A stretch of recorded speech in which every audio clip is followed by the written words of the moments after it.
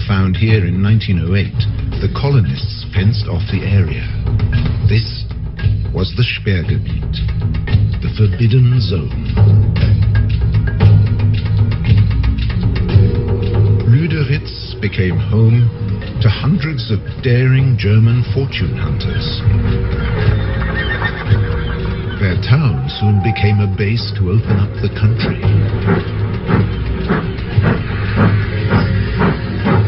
With a new railroad into the interior. You can still see the water tank that slaked the locomotive's thirst halfway down the line.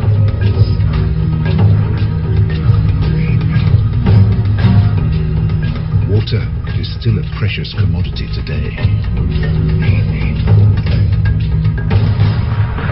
But by 1915, in the First World War, it was all over. The German forces were defeated by Britain's South African allies. Those that could, left. Others stayed longer at the Allies' prisoner of war camp at Aus, deep in the desert. Some stayed here forever.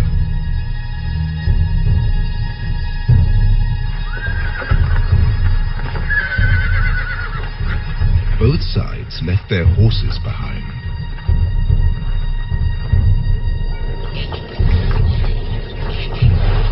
Left for dead, 50 survived. Because of this one round well at Garrub.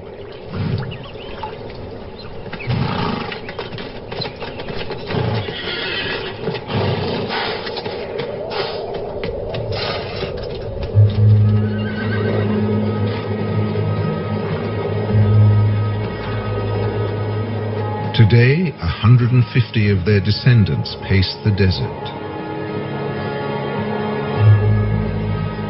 looking for the seemingly impossible. Something to eat. This stretch between Lüderitz and Aus sees nothing but rare patches of grass after even rarer rain.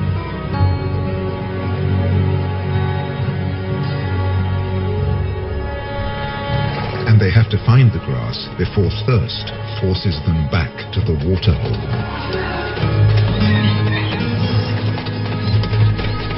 They can never stray more than 40 kilometers from the water.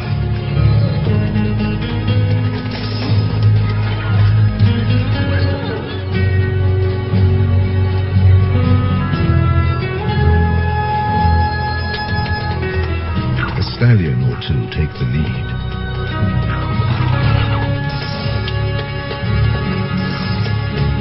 Sometimes a mare takes charge, whoever's the strongest.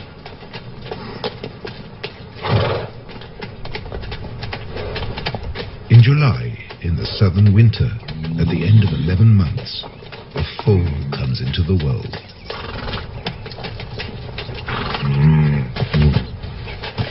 Mares gather round in support.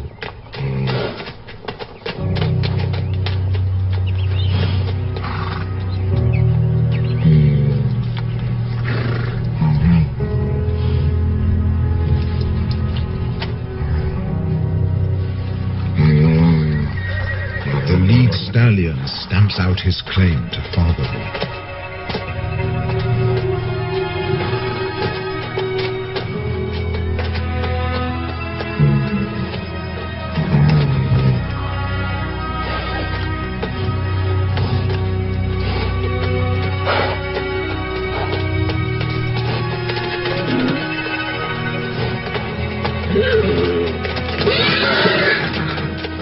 He'll protect his foal against a jealous attack from other stallions.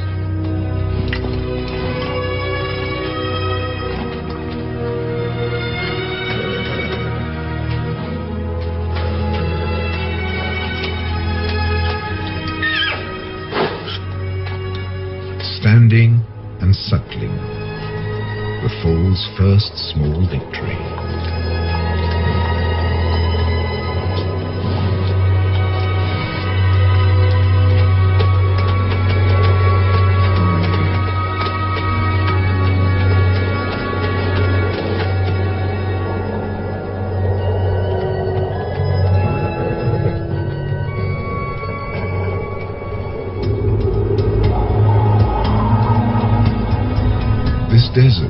own laws.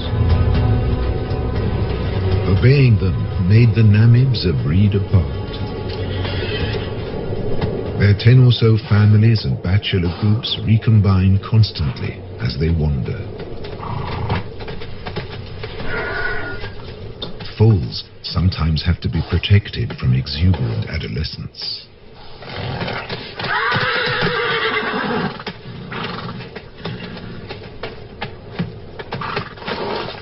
Even bushman grass, dry and lacking in nutrients, is a luxury here.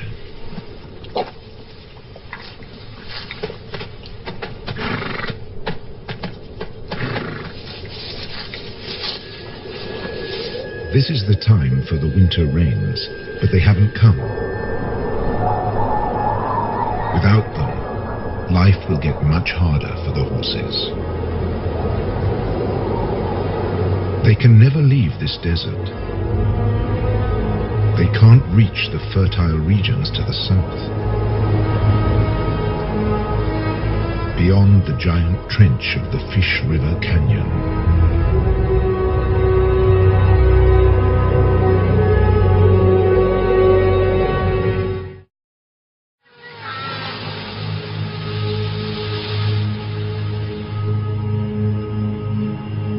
Across the desert, the foal has survived its first weeks.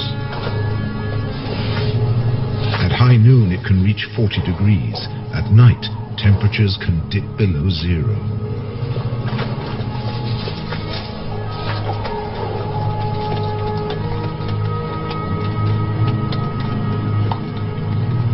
Up to half of the young die in their first months.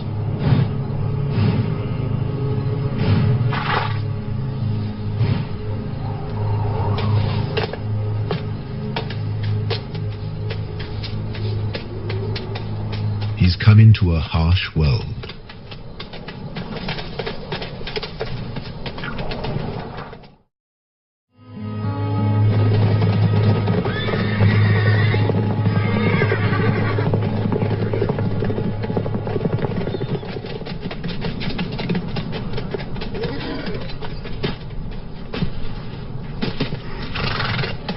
The ritual of the dung pile helps keep the horses together.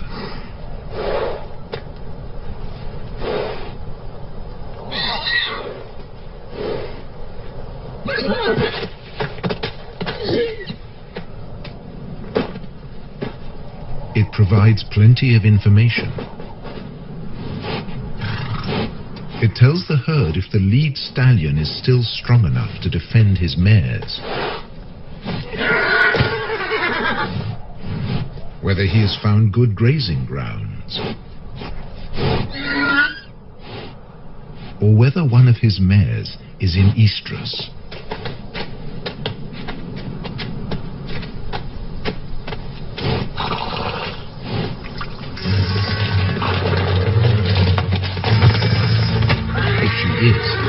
Unrest breaks out among the horses.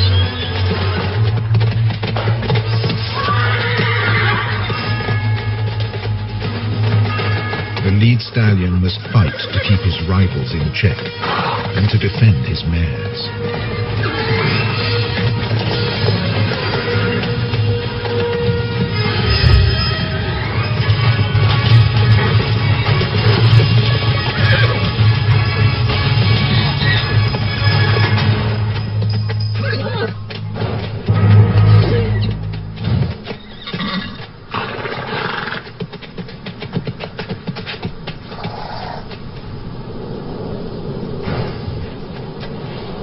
This time, he succeeds.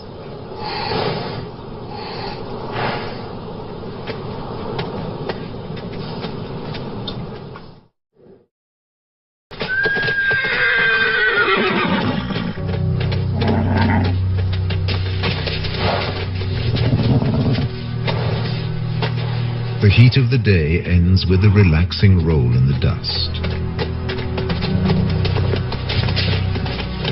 This is a harsh year for the horses of Africa's Wild West. Again and again, the search for grazing land has been in vain.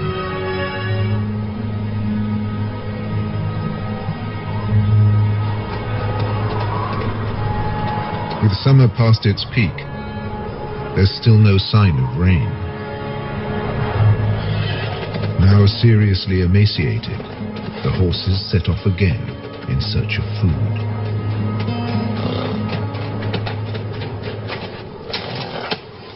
They'll have to make do with roots and dried out twigs.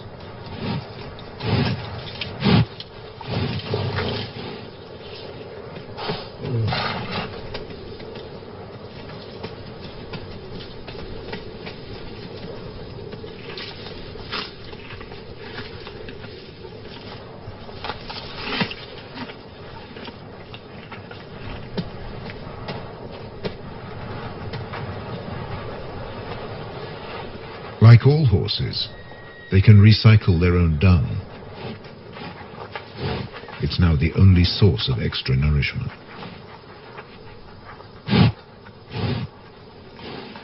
The mineral deficiency will be a death sentence for many. For the old, the young, even for mares that have given birth, they need so much more energy to provide milk for their foals.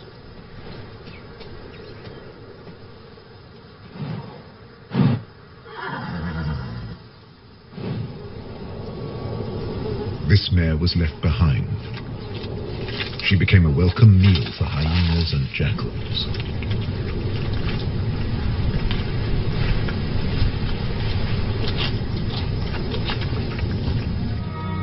Even without a predator, prospects can be poor.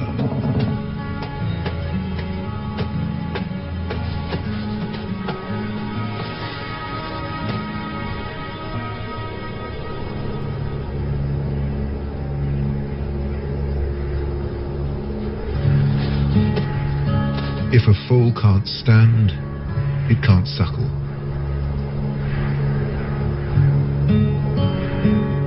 A mare won't lie down to feed her young. It would be too dangerous.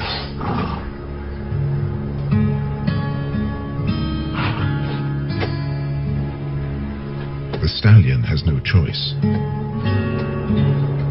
He must return to protect the herd.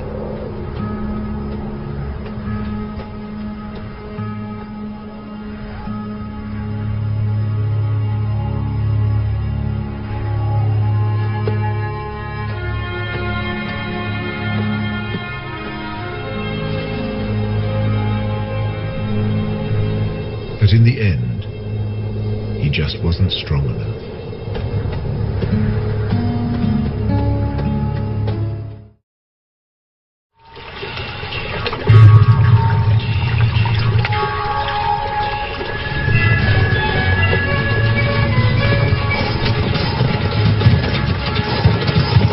Briefly, the rain collects in the hollows.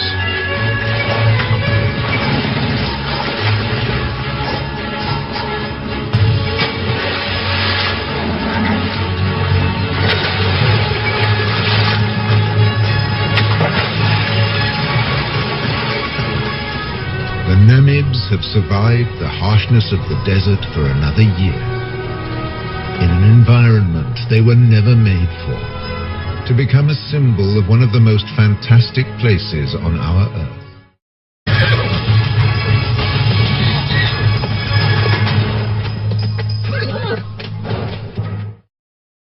Namibia. When diamonds were found here in 1908, the colonists fenced off the area. This was the Sperrgebiet, the forbidden zone.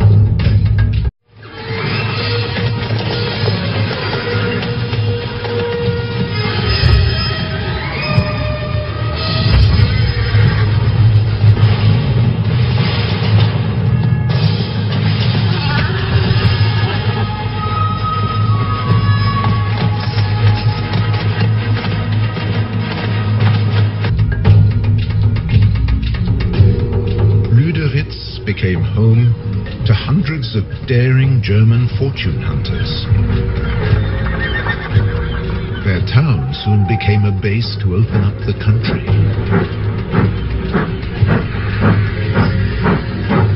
With a new railroad into the interior. You can still see the water tank that slaked the locomotive's thirst halfway down the line.